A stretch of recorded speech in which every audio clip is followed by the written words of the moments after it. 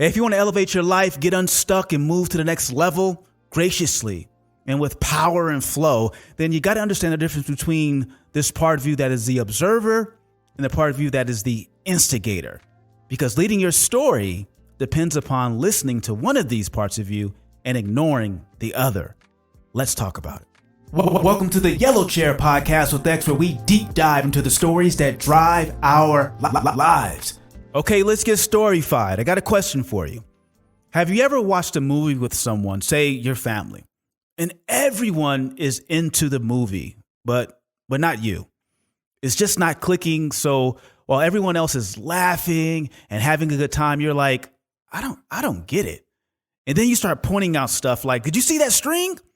Like, we're watching a movie. I'm like, you see that string? They're like, what string? Like, I can see the string that the bat is being flown on. Like, they're like, what are you talking about? And then you just keep interrupting and pointing out how that right there doesn't make any sense. And then eventually, after you keep doing this, your family, and I hear this too because I'm always the one asking these questions, someone goes, that breath, like, dude, if you don't shut up, like, shut the, you're ruining it, daddy. You're ruining it. And this is the power and the impotence of story in our lives. You see, we can give ourselves over to the story, just like my family, and be caught up in the movie completely and fully. I mean, utterly lost, oblivious to what's actually happening. We're so into that story. Or we can keep interrupting it, ruining it, as they tell me I do, by pointing out the parts that don't make sense, or the parts that you don't agree with, or the things that just don't seem to line up. And that gives us a hint to the power of questioning and playing detective in our own story, in our own lives. Because when we can investigate and audit the script called our story, the beliefs that shape our thoughts, our feelings, and our actions, we become more aware. And the more aware you are, the more in control you are as it relates to the story governing your life. So that's the secret, or at least one of the damn secrets. Just keep interrupting the narrative and the script that is running, governing, pushing your life forward by being curious, by seeking to be more aware. A well-placed question can interrupt the story and the script and put you in a position to make a change or to do something different. Hey, what's going on here? What? Why did I just say that? Wait a minute. Is that really true? Where did that come from? All of these inquisitive questions are basically the speed bumps that stop us running 100 miles an hour in a particular direction. And they are effective. They're small, they're subtle, and we have to slow down when we're going over them or we're going to wreck. And it's just a very small question. I've been part of helping teams, do $25 million plus projects, $100 million plus projects. The things we're working on are monumentally important. And a team will have massive momentum in a particular direction. And everyone is caught up in the story, moving things forward. And this is one person on the team who keeps asking these damn questions that they're like speed bumps. They're nagging. They're annoying. They're disruptive. They don't seem to be going along with where we're going. And that's the power of these disruptive questions. They can really, really put a stop to whatever's going on with the most simplest of things. A question. My 9-year-old, I got 3 kids, right? 19, 16, and just recently turned 9. And my 9-year-old has this thing that only Gen Zers have. They have this way of being aggressive with me.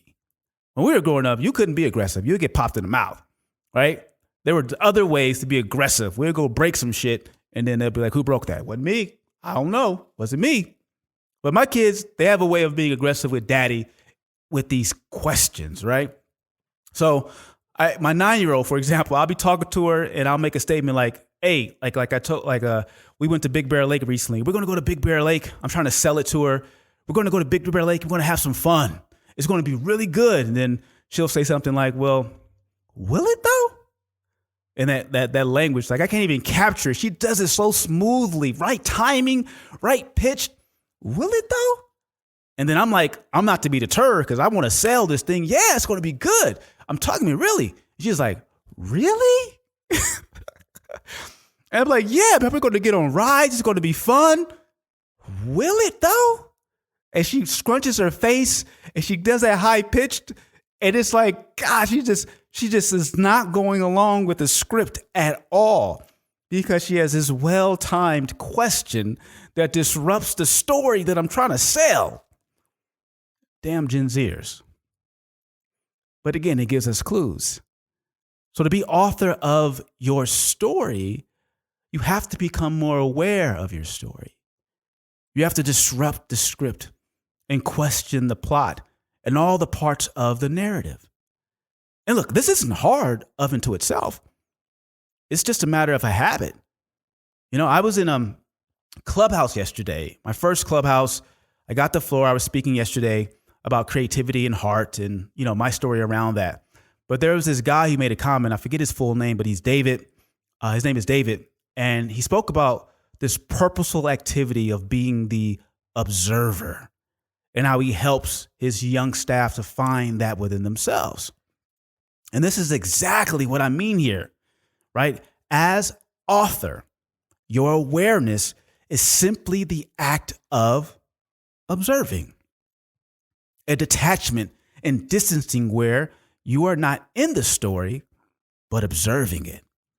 And I promise you, this perspective, whether you have a deep introspective question list to ask yourself or some fancy thought model that like I got all these thought models. I'm crazy nerdish with all this stuff, right? It doesn't even fucking matter.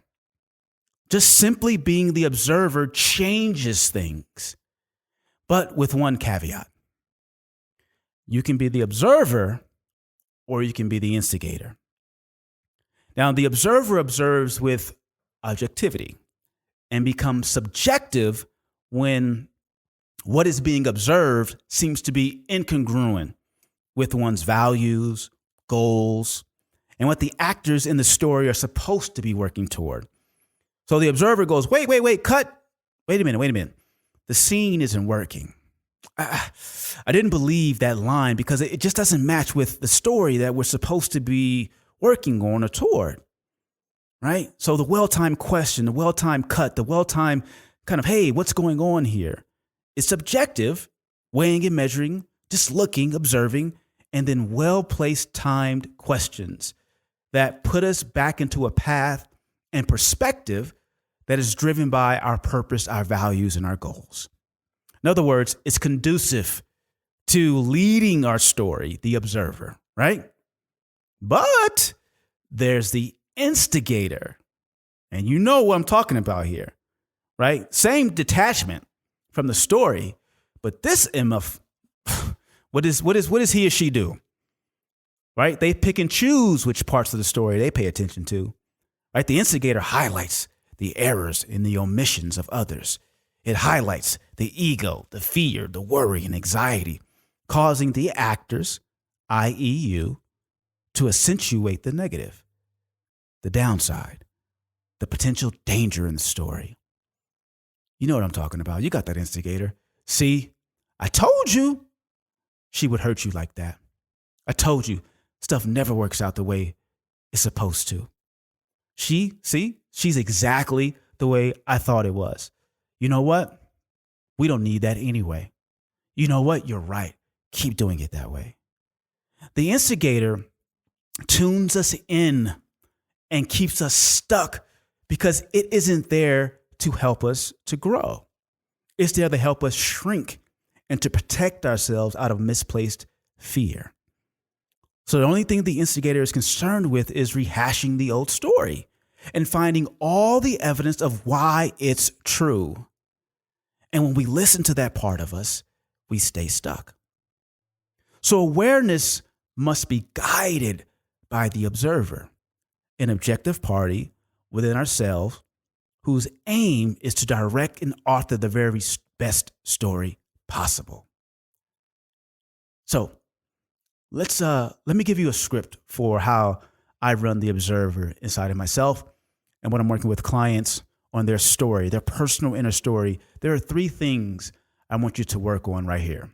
Number 1, you need to know what a great story for your life looks like.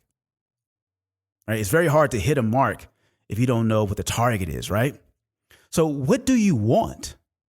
And what is your why? Now, when I'm dealing with younger people in this sense, trying to grapple with the idea of why is a very difficult thing to hold on to. But what I want to encourage you to do is find a big enough what, something that pushes you and pulls you at the same time to chase and go get. Because when we pursue our what, we start to figure out our why. All the patterns that seem to unite our past, present, and future come through the experience of trying to accomplish, trying to do, trying to experience. Now, if we have some tenure, some time on our side, we've been through it, then it may be worth the time of sitting down and figuring out our why, our purpose, the story that always has seemed to be with us from when we were just a child to who we are to this day. And I can tell you from experience, when you have that story and you understand that why, a whole new chapter unfolds for us. But it takes some work to get there, right? So, but regardless of where you are in this journey, you need to understand what a great story looks like for you, even if it's just one that you're putting in place as a temporary place to hold until you figure out the quote unquote real story, right? Have a target, have an agenda. What is this story called your life? What does it look like? What would you be happy with? What will fulfill you right now? You don't have to get it right. You don't have to have it perfect. You just need to have a vision of what this thing might look like called your life, your story. That's number 1.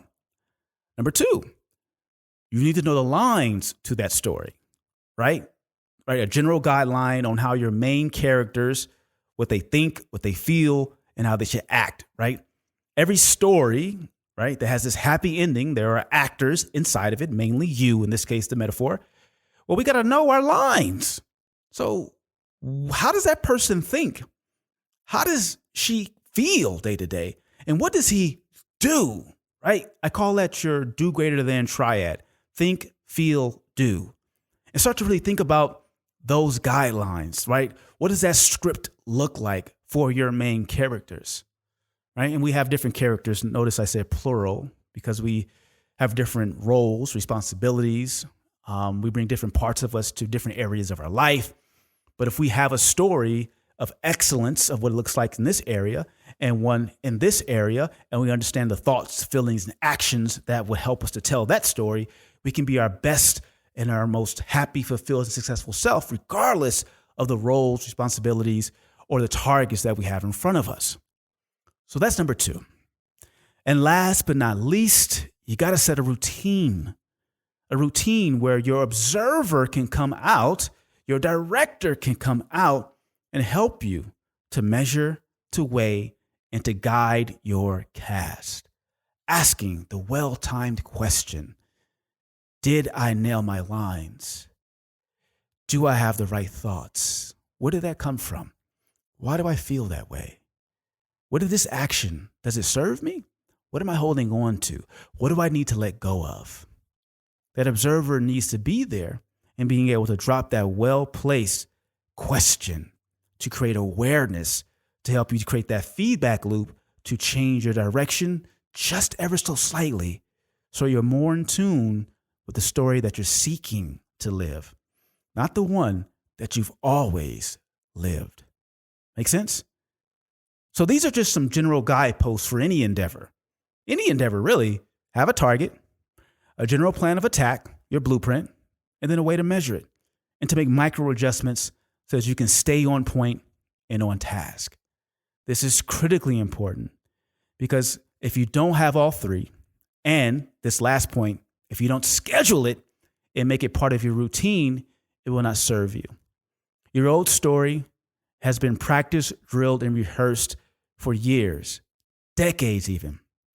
So we have to bring a certain level of consistency to our practice, drilling, and rehearsing of this new story, of being the observer and making the micro adjustments that keep us on point, on target, on script. A lot of us, we go at it for a little bit and we feel the tension and friction between our old story and this new one. And we feel like a failure because we've dropped the ball. We feel like incongruent because it doesn't really match up. We feel like we failed because this new story isn't easy. Well, God damn it, you just started it.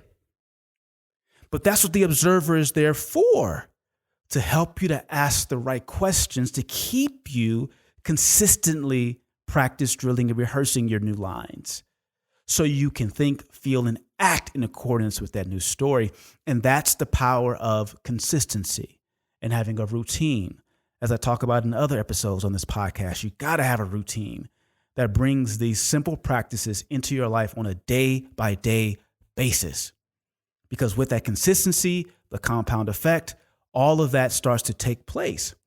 And you start to build momentum and you start voting for this new idea, this new story, these new habits. And with each new vote, each new day that you cast yourself into this new role, you will start to believe it. You will start to feel it. You will start to act it. You will start to actually unfold this new story called your life.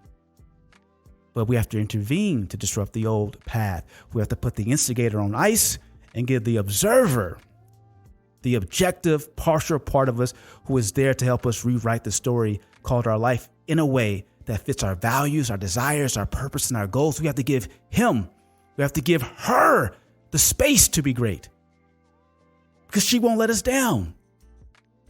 So give her the stage. Let her observe. And I promise you, you'll write the very best story possible called your life. I'm out. Hey fam, thanks again for joining me in the yellow chair. I want to invite you to go even deeper, to take this to the next level by pulling out your phone and texting me at 800-425-2095. That's 800-425-2095. That's my direct number.